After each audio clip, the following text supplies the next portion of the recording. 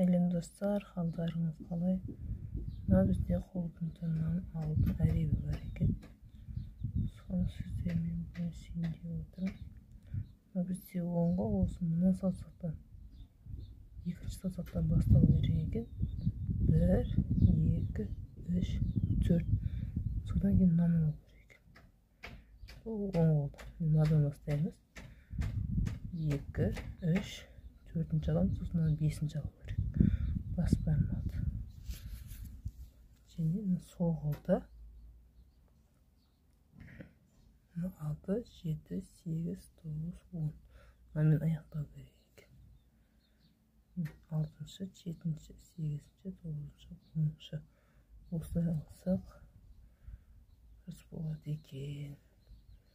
Біз негізі оң қолды сол қолдан бастап аламыз, оған қарай. Солай дұрыс емес екен.